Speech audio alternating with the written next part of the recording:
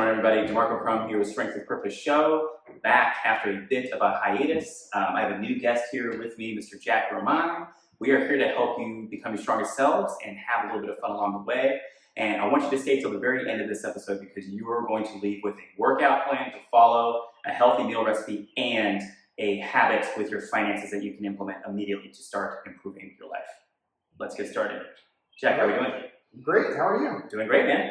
Yeah, it's been a big weekend. Happy Mother's Day to all the moms out there. Happy Mother's Day indeed. I believe it's a great weekend. You know, speaking of mothers and Mother's Day, to talk about goal setting and mindset. I think one thing that certainly I learned from childhood and my mom was the importance of having a goal and sticking to your plan. And one thing that I learned kind of along the way was how that can build a mindset or affect a mindset. Yeah. So kind of to that point, one of the things that you hear people talk about in the personal growth sphere a lot is growth mindset. You know, what does that really mean? Yeah. And so one of the things that I kind of wanted to talk about was what my definition of mindset is and why I think terms like growth mindset or what's another one? Oh, the growth mindset versus the fixed mindset, the provincial, very stuck in your old ways mentality versus seeking new experiences. Being open-minded. Yeah. Some of these terms get overused. They don't really mean anything. We hear them and it's just kind of jargon. So what is mindset at its basic? And I think for me, mindset is sort of a big amorphous term and encompasses your attitudes, your assumptions, you know, everything that comes from your upbringing, from, you know, where you came into this world, where you became conscious, you know, as you came into adulthood, like all those circumstances sort of inform your mindset. So, you know, another thing to remember is that your mindset is unique to you. You know, you're the only one with your unique experiences. That's why your mindset is yours. Nobody else is going to share that exact mindset. Everybody's going to have their little take on things, even if they came out of similar circumstances, even if they came out of, you know, a similar social strata or background as you. You know, your mindset is yours, and you really need to own it. So how does that, how do goals play into that, you know? Yeah. And I think that for me, right, when I make a goal and I stick to it, what happens is I create a habit. And once you create a habit, right, your mindset changes because your process changes. The things you do every day change. And I don't know if that rings true in your life, Demarco, but that's certainly been my experience. Oh, absolutely. I mean, habits and mindset are everything. And Jack is absolutely right. Everyone's mindsets are uniquely their own. We all have very unique experiences. And yes, I've met people with similar life experiences to my own. You know, people that have been raised in similar environments, and we couldn't be more different in many ways. So I couldn't agree more with that. Habits are that's really the bread and butter. That's really where the work is done. You know, 2 books I'm going to recommend for everyone to read if you haven't already. First one is The Power of Habit, written by Mr. Charles Duhigg. And then the second book is Atomic Habits, written by Mr. James Clear. And I'm going to say both of those books, they have a similar message, but they also have an overlap. I don't know if you've read those or not, but they have very complementary viewpoints that intersect well. I have read Atomic Habits. Oh, yeah. And, you know, I think that there's been a lot of research into how you build habits. Yes. And I think for me, right, what has worked the best is creating a short-term goal. And what I mean when I say short-term is like literally daily. Yeah. You know, and at the outside, on the long end of the short-term goal spectrum is like weekly, right? And it's something that you check in with somebody about every day. I think that accountability is really important. Oh, absolutely. Right? So let me give you an example from my life. when I first started dating the woman who is now my wife, we were long distance. And when we finally moved to the same place and moved in together, one of the things that we talked about was how to stretch our budget. At that time, she was in grad school. Oh, yeah. So she was broke as a joke. Oh. And I had just got back from the Peace Corps. I had no money. You know, they give you a little bit as they call it the readjustment allowance. Yeah. When I left the Peace Corps in 2011, that number was $6,000. Oh, yeah. So it was like they give you a plane ticket back to the States, and you got, you know, whatever airport's closest to your house, and $6,000, and it's like, so long and thanks for the memories. Yeah. Right? Thanks for the memories. Exactly. Right? I had to. And so, you know, I was lucky enough to get a job back that I had had before I left, and it was, I kid you not, delivering popsicles. Yes. Which, as you can imagine, is not like the highest paying job out It wasn't your dream job. there. In some ways it was, but Yeah, there were some benefits for sure. oh, for sure, fringe benefits out the wazoo. Absolutely. Financial benefits, slim to none. Yeah, yeah. But we were, you know, two young people trying to like build a life, and you know, we moved into our first apartment that we shared with another person. You know, that wasn't like a roommate situation. Oh, yeah. And it was the first time in both of our lives when we really had to look at across the table at somebody and be like, how are we going to make our finances work? Absolutely. Right? So at that time, you know, neither of us wanted to make a ton of money. We weren't, you know, it's like my wife got her master's in city and regional planning. She's not, you know, in finance or anything. And I'm certainly not going to be, you know, a tech bro making six figures right off the bat. You know, keep in mind, again, I'm delivering popsicles at this time in my life. So we were looking at how do we make the dollars and cents add up. And the first thing that we did was we sort of went through a month's worth of receipts and just separated out what are the ones where we had no choice but to spend that money, and what are the ones where we were spending it on stuff that we just wanted, right? So separating the wants from the needs. Oh, that's huge, yeah. Right? And once you can do that, right, then you can go through the needs and identify which ones, not through the needs, you go through the wants and you kind of sort them out. These are things that we really, really want that would negatively affect our quality of life if we gave up. And these are the ones in this other pile that, you know, were just an impulse buy. Oh, yeah. And so the big thing for us was spending money on food. We realized that in our want pile, Oh, my God, the yeah. vast majority of the expenditures was spending money on food. We were going out to eat a lot. So what is that short-term goal? The short-term goal for me was don't go out to work and buy lunch. Just don't do it. If I can cut down the amount of times that I go buy my lunch by 50%, that represented, at that time in our lives, a significant savings. Oh, absolutely. Right? Because keep in mind, like, the less money you're bringing in, every little bit that goes out is a big proportion of that. So that was my short-term goal, was stop going out to eat so much, cut it by 50%. The medium-term goal for us, right, and this I think is an important part of goal setting, is right, we had this goal, it was like, don't come out of her grad school and my, you know, getting back into the working world in the States, right, don't come out of that completely broke, right, build up some savings. Oh, yeah. Start building some wealth. Safety net. Safety net. You know, like if I lost my job all of a sudden, would we end up on the street? No, we wanted an emergency fund. We wanted to start saving money to buy a house because, you know, we felt at that time in our lives that renting was just throwing money down a hole. Oh yeah. Right. Oh yeah. And so, one of our big goals, our long-term goals, was to buy a house. But, long-term, the problem with long-term goals is they're long-term. You live your life moment to moment, day to day. Yeah.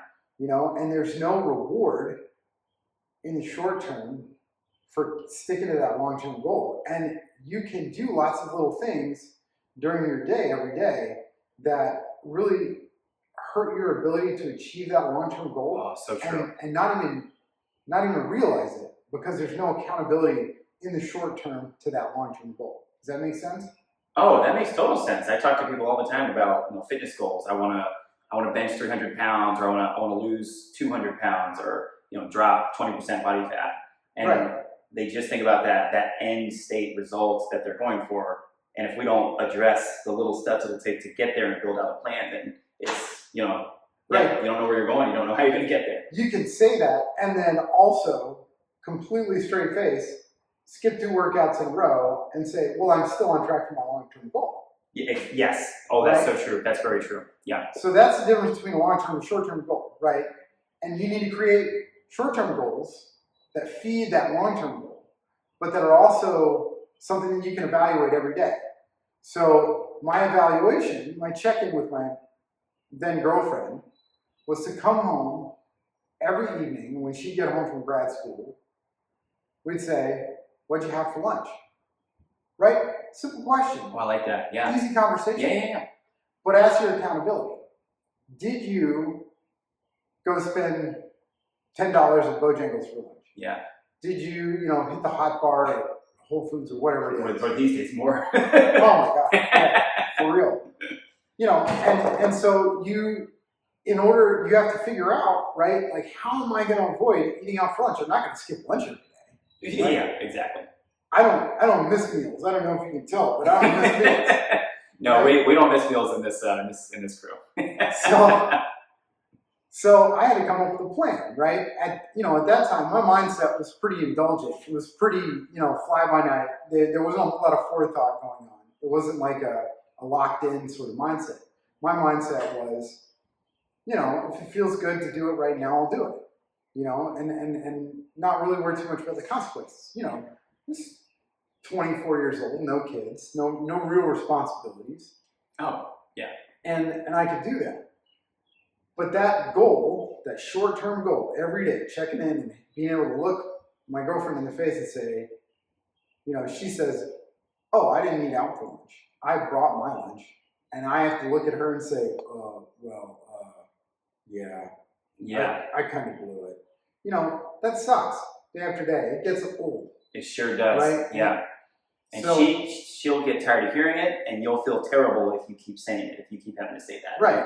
It's not a good habit loop to get into. And that's the key. Like, that's the beautiful thing about that sort of direct accountability, is that it makes it really painful not to build the habits that you need to achieve your goals. Yeah.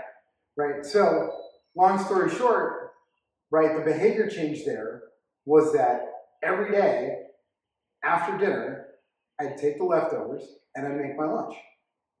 Right? And that helped too, because the medium term goal was to only go out to eat 4 times a month. Friday nights. Oh, yeah. We can go out to eat on Fridays. Yeah. And it really, like, that short-term goal helped us achieve the medium-term goal by making clear, like, if you go out to eat, then you're not going to have those leftovers to pack for your lunch tomorrow. You're going to have to come home and figure out something to put in your lunchbox. Right? Absolutely. So it helped us. We were like, I can't go out to eat on a Tuesday because I got to go to work tomorrow, and I got to have something to take for lunch tomorrow. So then it's like, all right, we got better about staying in and eating in on weekdays, even if we were tired. Then we got way better at saving money all of a sudden. Exactly, yeah. It's almost like, it feels like magical initially, where you're like, oh my God, there's all this money left over. What happened? Yeah, and that's exactly right. And I didn't realize it at the time, right? But those habits of thinking ahead, thinking like, what are the consequences of me making this impulse decision going to be tomorrow or even the day after, right? Not having those leftovers to be able to put in my lunchbox, right? That changed my thinking. That was the mindset change. And so I think, a lot of folks talk about change your mindset first, then everything gets easy. Yeah. No, I don't think that's true at all. I think you have to set the goal. You have to build the habit to support that goal. And that leads to the mindset change. All of a sudden, 6 months after we had that conversation and started that, all the little stumbles along the way, sitting across, somebody goes, well, actually, I did go to Brewers for lunch and spent $7.50 for a bagel. Yeah. And the other person sitting across goes, oh. Exactly. You get the finger of shame, mm-hmm. right? Yeah, and we're all only human. Obviously, things will happen. Sometimes, as they say, shit happens. We are only human. That one of my favorite lines in The Matrix. Oh yeah, that's right. But we try to make those happen the least amount of time as possible, because just like Jack mentioned, when you have to admit, you're like, oh man, I caved. I went to the drive-thru, or I went and got the Brewers bagels, or for me it was Wendy's. So yeah. I love those damn Frosties. The spicy chicken sandwich. Yeah, exactly. It's on point, man. We're not sponsored by Wendy's. Although whoever runs their social media campaign is pretty hilarious. They do some funny. I don't know if you've seen their tweets. They do some very, very funny tweeting at McDonald's and Burger King. But again, you I couldn't agree more. You don't just change your mindset like that. Just like a lot of podcasters will say, oh, just flip the switch and make the decision. And maybe some people can do that. Maybe people that go on to go to Navy SEAL school or special ops, or they go, run a Fortune 500 company. But for normal, everyday people like us, it's habits and, just taking those small steps and just slowly working your way towards there. And that's what I did with fitness, with finances, with my relationship with my daughter as a dad, my relationship with my wife as a husband. And as a coach training you guys. There are little things that I've done over the days, the weeks, the months, the years that have helped me become a little bit better every single day, showing up to be a better coach. And I think the most amazing epiphany that I had a couple years ago was I had gotten myself into some pretty good credit card debt. Thankfully, it wasn't like $20,000, $30,000, nothing that was super extravagant, but it was still a lot. It was like 7 or 8 grand. The APR was high on one of the cards. It was like 26.9%. And when you're young, you don't know what you don't know, and you learn fast. It's kind of like you jump out of the airplane and you put your parachute together as you're on your way down, unless you have a good foundation, which that's something Jack and I, of course, are working on with our children. To help them. And this whole conversation, just being a parent, I said this is Mother's Day. And thinking about being a parent on this day and being a partner, right? You're trying to instill these values in your kids. Yes. If you haven't tested them yourself, it's awfully hard to say, do as I say, not as I do. Kids see through that. They notice. Yeah, they notice inconsistencies for sure. But what I noticed was when I was working on paying off this credit card debt, obviously I would love to have gone and made $7,000 or $8,000 and just made it one payment just like that. Of course, would have been awesome. Would have saved me lots of money in the monthly. You weren't hitting those scratch offs? Yeah, no, I did not do that. I should have. But what I did is I realized that from being a gym rat for now almost 23 years, which is crazy to say out loud, and then a trainer for almost 14 years, I have cultivated habits and discipline and mindset and all that stuff through fitness, through training, through physical training, strength coaching and strength training. And I guess this switch did flip in a weird way, but I realized that I could take the discipline, the habits, the principles, and the mindset, and I could apply it over to a realm where I didn't feel as comfortable. And I said, you know what? You know how to do this stuff. You just have to apply it in the right way. And one of the things I did, my wife thinks I'm crazy, but she's also happy with the results. So there's that. I lived in a city. I lived in Boston for 6 years before we moved here to North Carolina, and people leave stuff out on the street all the time, right on the side of the road. Just game consoles, video games, all kinds of crap, electronics, toys. I would pick this stuff up. It was, people market free. I wasn't I wasn't stealing, just so we're clear. But I would sell it on Facebook Marketplace. There you go. People would buy it. I would only make $5 or $10 per transaction, but I would take that money and I would immediately pay it off on the card.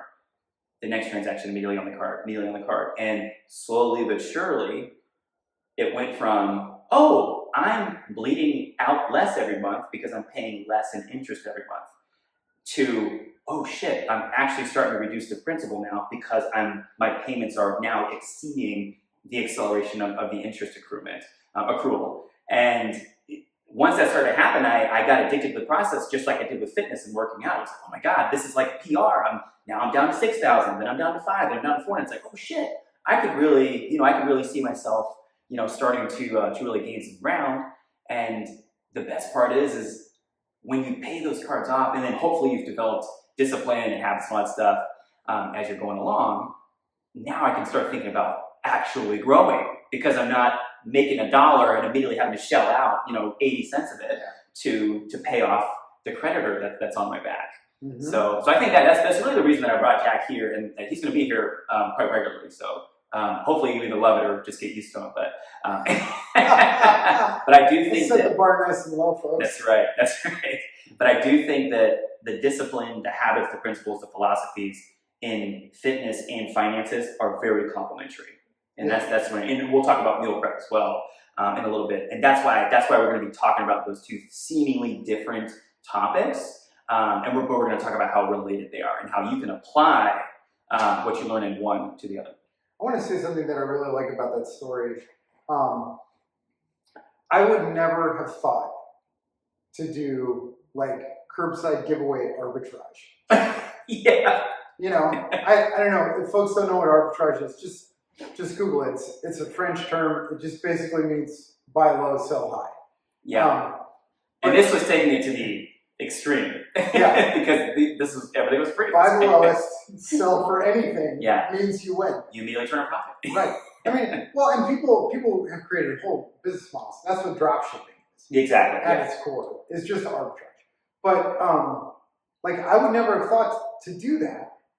But because it worked for you, you managed to bring yourself out of a hole you had dug just through, I'm assuming, pure ignorance, right? Oh, 100%. Ignorance, but also thinking, and again, being young and thinking more about me, what I want, and focusing on immediate needs, instant gratification, things that I want right now.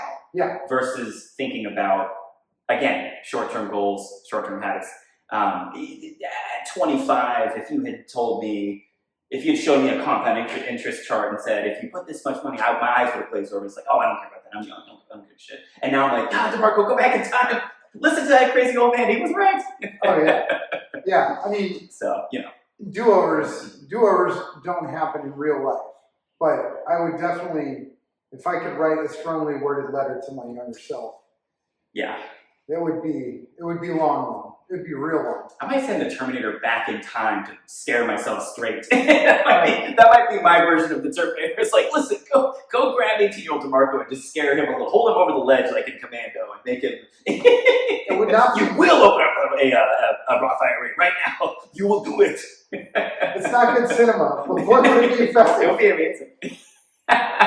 Like T1000 financial scared straight. Yes. Drink water. Go to sleep. That's right. Eat your vegetables.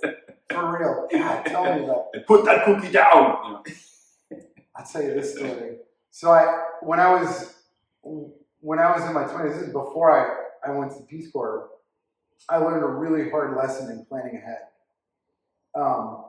I was an arborist. I was a climber for several different tree companies. At that time, I lived in the mountains of North Carolina. And I sort of knew intellectually that it was a seasonal job in some respects, like that work would slow down in the winter, but I hadn't lived it yet.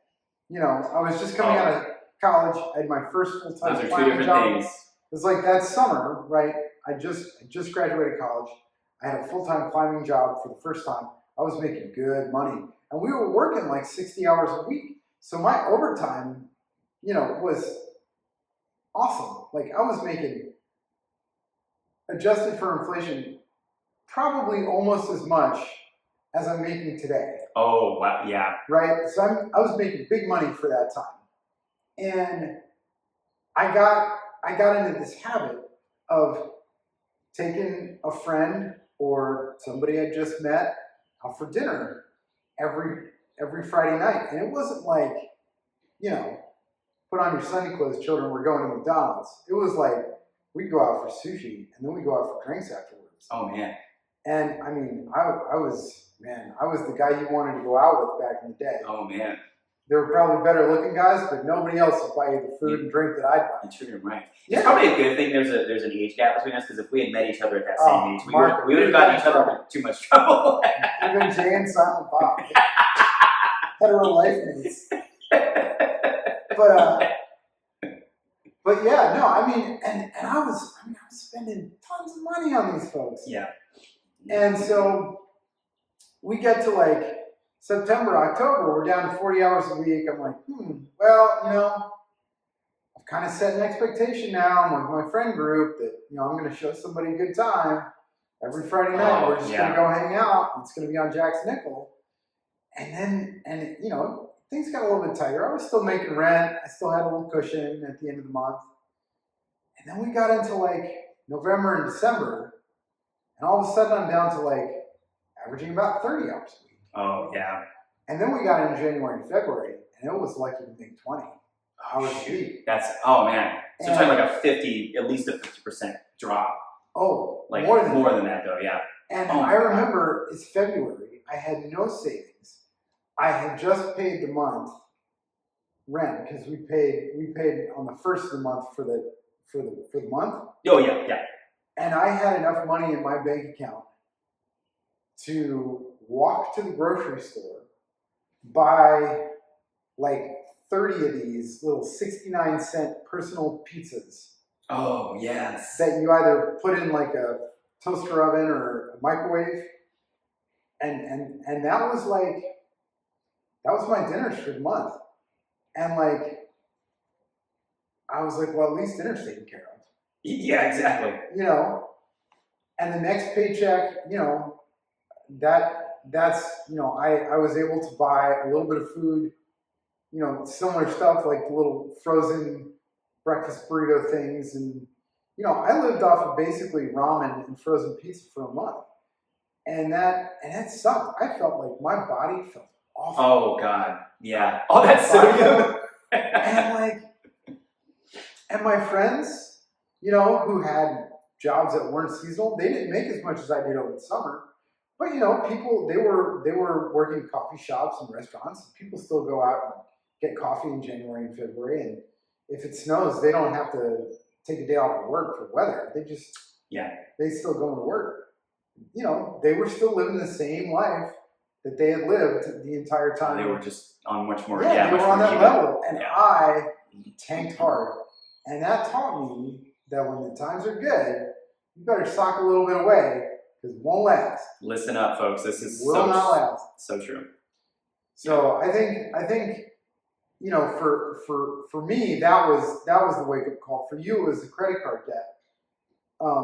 And I think for both of us, setting those little short-term goals, like your goal was to find something every day or however often. Oh, yeah. And sell that thing and put a little bit of money towards that credit card, pay it down. And my goal was, don't blow $10 at Wendy's or wherever today. Please just pack your lunch, you idiot. Yeah. Please just pack your lunch, you idiot. That should be the podcast right there, man. That'll save us so much time. There you go. Oh my God. But like the result was the same. We built a habit. We created a whole different mindset coming just out of creating those habits and thinking ahead a little bit, being a little bit more intentional. Yeah.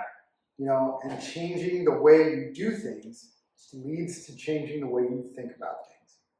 I think that's for me, that's the big takeaway. If you take nothing away from this podcast, say that again. Changing the way you do things changes the way you think. Full stop. Oh, mic Full drop. stop. Mic drop. That's so true. Oh, man, that's so true. And then the cool thing is you can have almost like what's that game you hop over? You know what I'm talking about? A leapfrog. You can that's almost a leapfrog thing where you change what you're doing. You can change the way you're thinking, and then you can accelerate that process as you go along.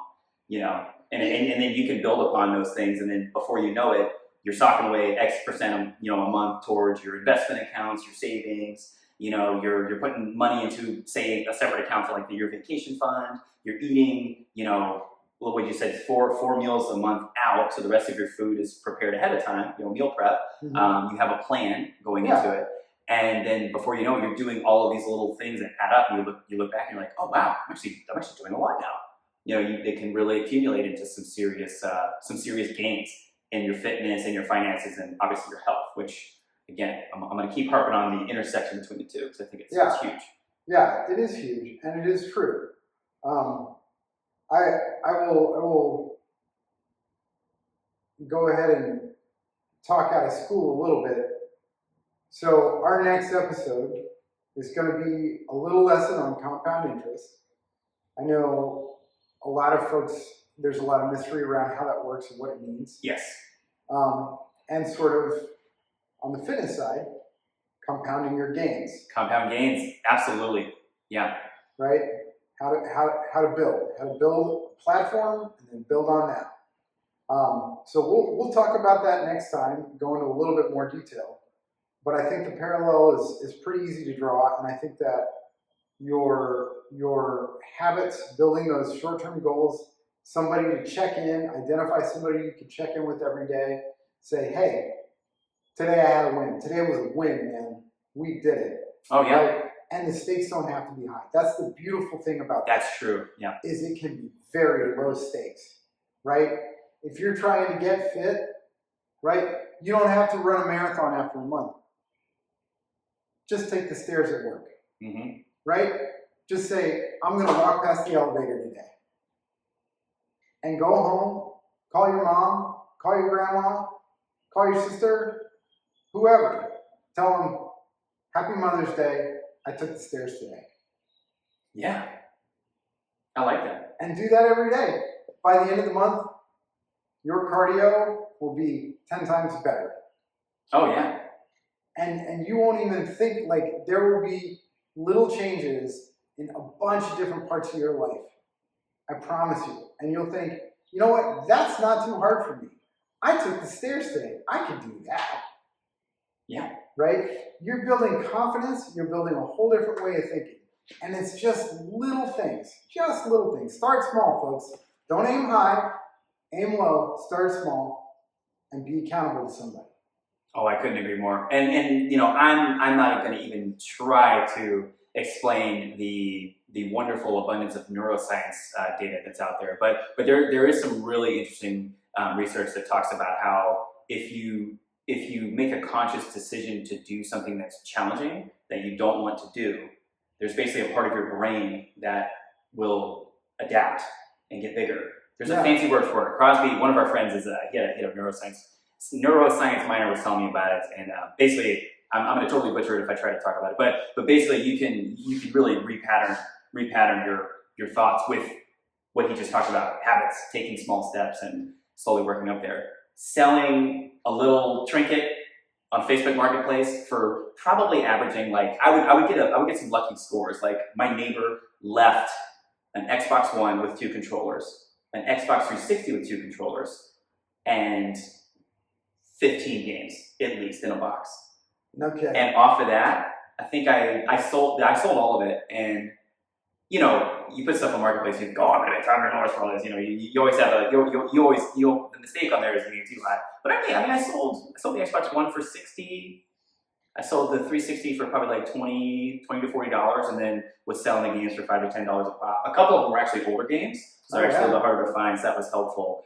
And I easily turned a free box into $100 that I took, put it on the credit card, and then suddenly that balance is $100 less. So that's going to make that change as far as what the interest is calculated off of. So it's and my clients do it all the time, just like Jack mentioned, taking the stairs. I mean, Jack rides his bike a lot, so that's one thing that he does to be very active, especially this warmer time of the year. For us that live in the South, in Carolina, My friends up in the Northeast hate me right now because we actually have decent weather, but Hey, that's their fault. everybody needs haters, you know what I mean? That's right. That's right. You got your haters. They have the Super Bowls. You know, you can't have everything. Let's not go down that road. Yeah, we're going to go right now. All my Patriots friends are gonna disown me after that. Oh, wow. But again, I do think Jack is 100% on point. Make the conscious decision to take a small step towards a short-term goal.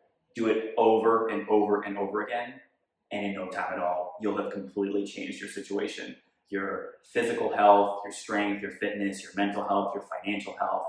And what's really cool is making the decision to do that will have this wonderful ripple effect across space and time, at least it's across around amongst people in your ecosystem, you know, your circles, your families. And because the types of conversations you and I have are not the kinds of conversations I was having in my early 20s. Because I was not only not one of those people in my early 20s, I was hanging out with those kind of people in my 20s. So you can, don't underestimate how powerful a couple of seemingly small steps can be. And the thing about that, like, I love that you said that it ripples out to all other areas of your life, because that's the thing I think that a lot of people get in trouble, right? Is, you know, they're frustrated by their finances, you know, they're frustrated by the way they're eating, their bodies don't feel right, yeah, you know, and they're not hitting their fitness goals, or maybe they just don't feel good when they wake up in the morning, you know, and there's a relationship in their life that's not right, and it just feels bad. Yeah. You know, and there's all this stuff going on at once, and they feel like, if I'm going to get out of this funk, right, I got to fix it all. No, you don't. You don't have to fix it all. Not today. Today, just attack one thing. One thing, right? Pick the easiest thing. Hell, that's what I did. You know, I picked, you know, my wife and I wanted our long-term goal that we still haven't hit yet is to hit FIRE. I don't know if anybody out there is familiar with this, but it stands for Financially Independent Retired Early.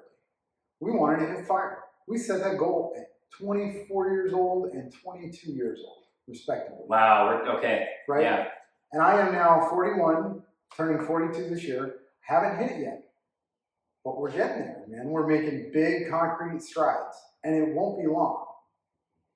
And I want to say, right, that whole journey, all of that, and all the progress that we've made. You know, I can't share numbers on a public forum. Oh yeah. You know, but we've made big strides. It started with me packing my lunch. It literally did. And you know, a year and a half ago, I had my regular checkup, and they told me I was pre-diabetic, that I weighed probably 25, 30 pounds too much, and that I was probably going to be on statins or something for cholesterol soon. You know, it was bad news. It was bad news, and it was the first time in my life I'd gotten news like that. Oh yeah. And I went home and I thought about it, and I was like, I cannot attack this problem. Feels huge, right? It's terrifying. It's really intimidating. And I did not attack all of it at one time. Yeah, exactly. Yeah. Right? I attacked something small, something I could control. Right? Like, what's something that I can just cut out of my diet? Oh yeah. You know, that will help. What's a small habit I can pick up? And it was a while before I found somebody who I could work with in the fitness space. Like, you know, I was looking at online folks and free workouts and all the stuff you can find on YouTube, and some of it's great, and if it works for you, like, more power to you, buddy. It didn't work for me. I needed to find somebody like Demarco to coach me and have that one-on-one accountability with, to be able to really attack it. A year and a half later, I went into my doctor. My weight was below the threshold it needed to be. My blood pressure was below the threshold it needed to be.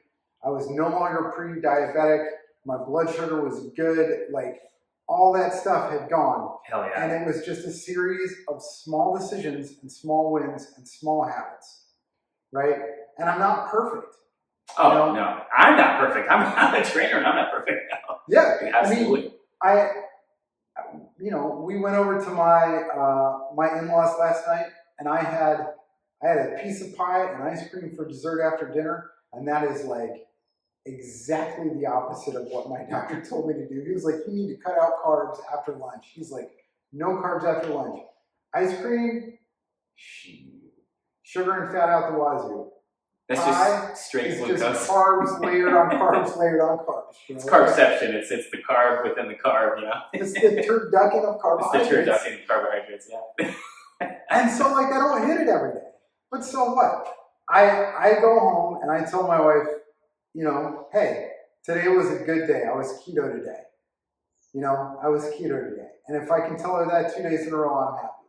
If I can tell her that 3 days in a row, I'm even happier. Hell yeah. Anytime I can hit it for 4 days in a row, I know that I'm going to look down at the scale and I'm going to see something good. Oh yeah. You know?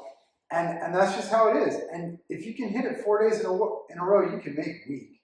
Exactly. You make a week, you can make 2 weeks. And all of a sudden, it's been a month, you know, since the last time you blew your diet out. Yeah. Right?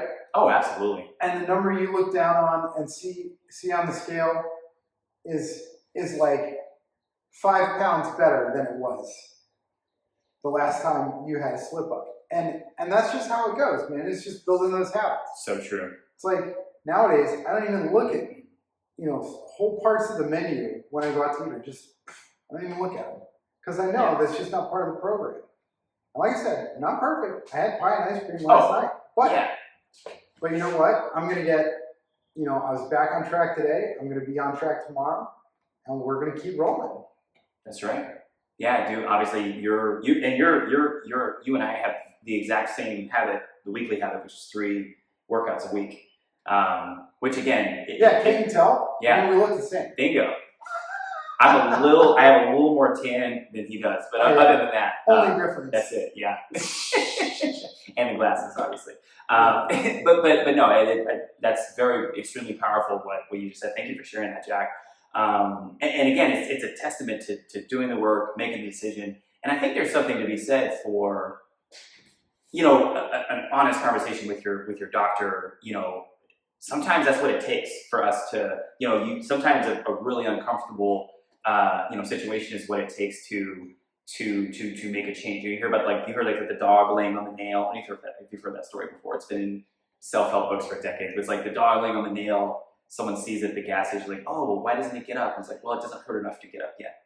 The dog will get up once it hurts enough. Once the pain has exceeded the acceptable threshold. For me, man, the big thing for me was holding Vivi for the first time and just thinking, this is some real shit, as they say. And I immediately, you know, everyone hears this and they're like, oh God, whatever, it's so cliche, shut up. But my life really did change the moment that I held her. And I already knew there in the back of my mind that there were some things that I needed to tighten up and change. But I didn't change them all at once.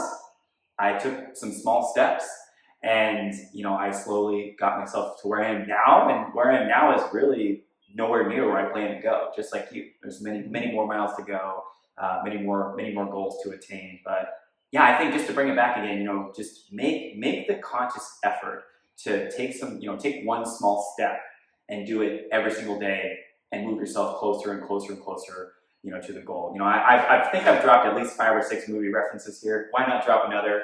One of my favorite movie speeches of all time, Al Pacino in Any Given Sunday. The inches are all around us. It's great, but it's true. You know, football's a game of inches, and, you know, it's very true. You know, you watch a big play, and they're moving the chains out, and that seemingly small amount of distance can be the difference between a first down and you get another set of downs, or you're at 4th and you gotta punt it, or it's a turnover on downs. So that seemingly small little distance measured over time, done over and over and over again, will set up for massive wins. Yeah. So. Yeah.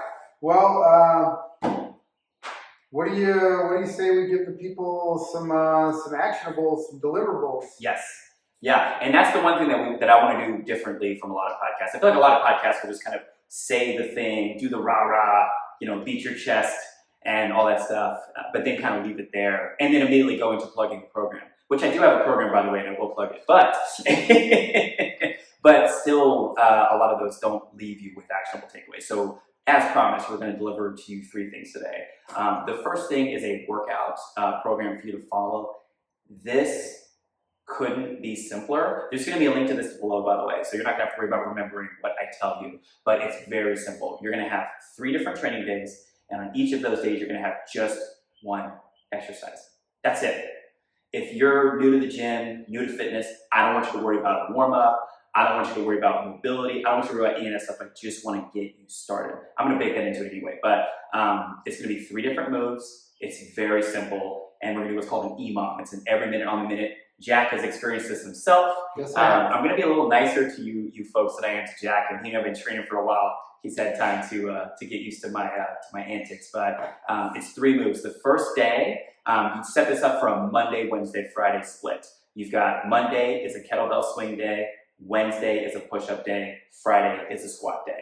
And the cool thing is, if you don't know how to do any of those exercises, I have videos for how to do those, and I'll also link below. So I'm going to give you all the tools that you need in order to achieve this. The EMOM, very simple. You set up the timer for 10 minutes. At the top of every single minute, you're going to perform 5 repetitions of the movement.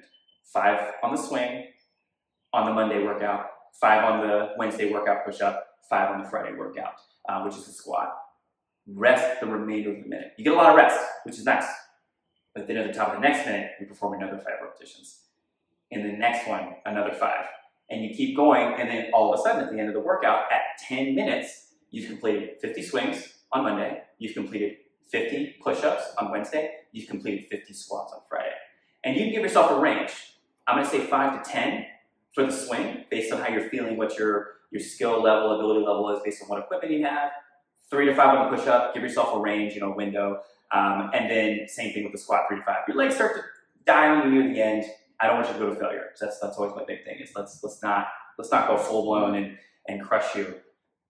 I just want you to do that. And I don't even want you to worry about progressing. I just want you to try to do that workout Monday, Wednesday, Friday, or Tuesday, Thursday, Saturday, or however you can organize your training week. A lot of times, he and I will do our makeup workouts on the weekends. Just aim to do those for the first 4 weeks. Just establish that habit. I'm going to swing Monday. I'm going to do my push-ups on Wednesday. I'm going to do my squats on Friday. Now, if you want more coaching, more instruction, you really just have no idea where to get started, you can, of course, check out my Kettlebell Level 1 course, which I do have. I will have a link for that below as well. A lot of links below for you guys, so lots of great resources.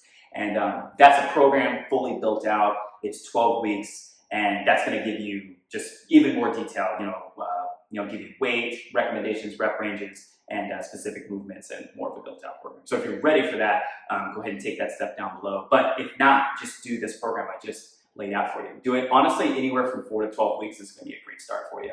And then come back. Give me a comment below when you've done it and say, what's next, coach? And I'll drop something for you. All right, Jack, you're up. So let's talk about how to fuel those workouts. We're going to link below to a recipe for chicken chili verde. It's not my recipe. It's actually Alton Brown's recipe. Full credit to the folks at Series E. Excellent. Alton Brown is like, I'm a big foodie, right? So Alton Brown is like the man to me.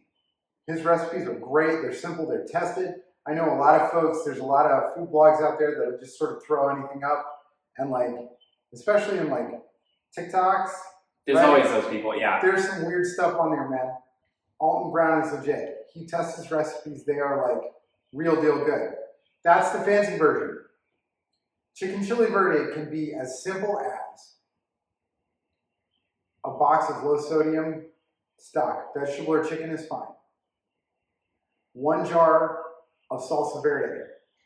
Not creamy, not the creamy green, but salsa verde. Oh, yeah. Old school. And a rotisserie chicken from Costco, from whatever your local grocery store is, right? I like the Costco one because it's just unbelievably cheap, and I'm tight as a tick, folks.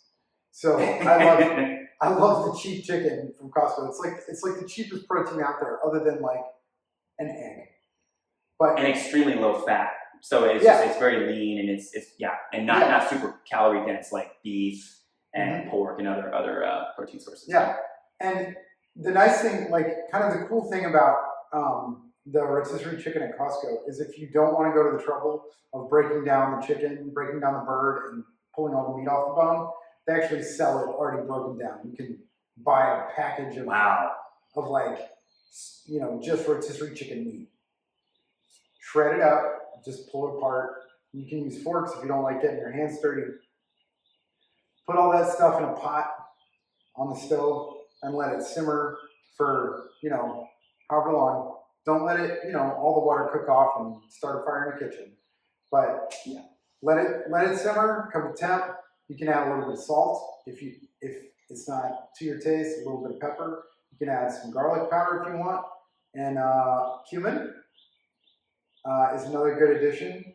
And you can garnish it with sour cream if you want some of those good fats. You can garnish it with cheese. If you're trying to keep the calories low, just those 3 ingredients: chicken broth or vegetable broth, salsa verde, and chicken. And that is like basic chicken chili verde. And that recipe kept me going for lunches for 6 days. I was able to break that into six. That's awesome. 6 lunches. So that's a great recipe. Alton Brown is going to give you like the souped up Ferrari version of that very basic recipe. But guys, you can do anything in the spectrum in between, and it will serve you well. It's a great low carb, high protein meal. Oh yeah, and just like working out, you can start with that more basic variation and then progress more. Like when I first started this whole journey with trying to eat healthier, as well as, you know, continue to focus on my fitness and finances, I didn't know how to peel an onion. You know what I mean? Like there was a lot of stuff I just didn't know how to do. I didn't know how to cut an avocado and you know, slice it up and serve it. So it's hilarious, you know. But now, over time, over practice, over experience, now it's like, oh, okay, yeah, I can crush this girl. Like, this is easy. You know, I know the trick for that. I know how to do that. So play to your current skill set, your skill level, and then just slowly class up over time. You know. Yeah. It's which again, we can do the same thing. The carryover to me is amazing between meal prepping, fitness, finances, and again, meal prepping. That literally does both, because you're making healthy meals that are lower calorie, you know, more wholesome ingredients. You know what's going into your food, and you can control your, you know, how much protein you're getting in, you know, your macros and your micros, and then it's going to carry over directly into your fitness goals and your finance goals, because you're going to spend you just doing that 6 meals. That's at least $60 a week that you've saved, and it's really more than that if you factor in cost of food at restaurants, delivery, you know, depending on where you're getting it. In our area, the Costco rotisserie chicken is $5. Oh my God. The jar of salsa is probably $4.50 on the high end. Yeah, so $9.50. And then you look at a box of that broth. I don't know, another $5. Yeah, maybe. So you're talking about $15 for 6 meals, which is the cost of one meal at a lot of places that you used to go to. Yeah. Like you go to Chipotle and you get a you know, burrito bowl. And, you know, I always put, you know, I've been in strength training for years, and you know, I'm always looking to get more protein, so I usually put extra chicken in mine. Easily $15, easily like $15-16. If you get the bowl, you get the chips, you get the salsa. And I always get guac because life is short. And then you're gonna want to drink. You know what I mean? So you're easily, and again, you go to an airport or somewhere else where there's an even more heightened convenience charge. Forget about it. $20 is, you know, like that's like your minimum buy-in, you know, just to get a good bottle of water. Yeah. Where else can you get 84% savings on food in the first episode? Yeah, seriously. So yeah, that's the food, and I would say my financial recommendation for this week is to, if you don't have paper receipts, log into your banking website, your banking app, look over all your transactions for the last month, and do that exercise of just sorting the things that you have to spend money on and the things that you want to spend money on. Sort those out and total them up and see what the breakdown is. That is such a powerful place to start. Yeah. Such a powerful place to understand what you absolutely have to be able to survive for a month.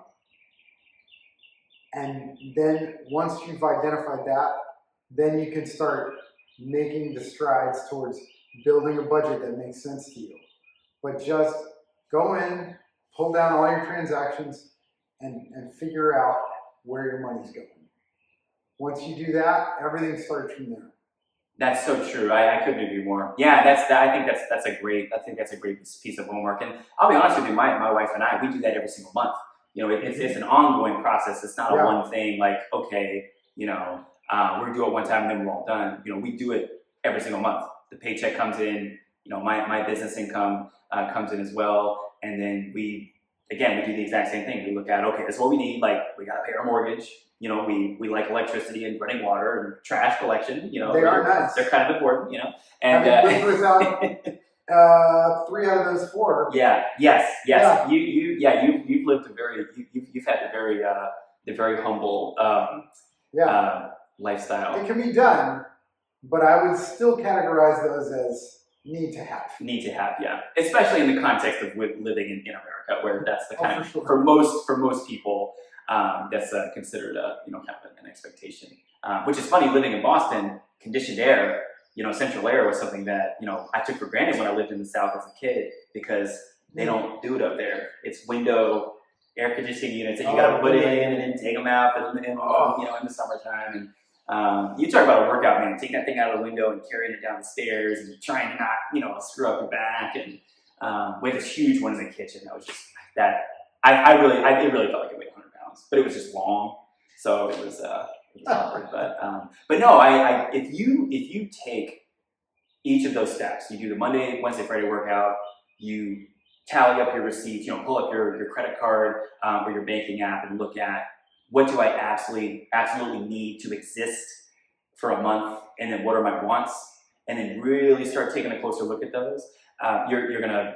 And then again, do the chicken chili Verde recipe. You'll immediately make massive changes just in one week, and then that week can turn into 2 weeks, and then 3 weeks, and then a month, and then before you know it, you've made massive changes with not a whole lot of effort initially, but the cumulative effect really starts to add up, and then it becomes what Mr. Ronnie Coleman says, you know, lightweight, baby. That's right. Yeah, buddy. It always comes back to Ronnie Coleman. And folks, if you can't find somebody in your life to be accountable to, be accountable to the comment section here. Oh yeah. Let us know if you had a good week. We'd love to hear it. Absolutely. Yeah. Oh, I love that. That's great. Yeah, absolutely. And feel free, you know, obviously I know people on the internet can be kind of cruel at times. We will not be. We will be supportive of you.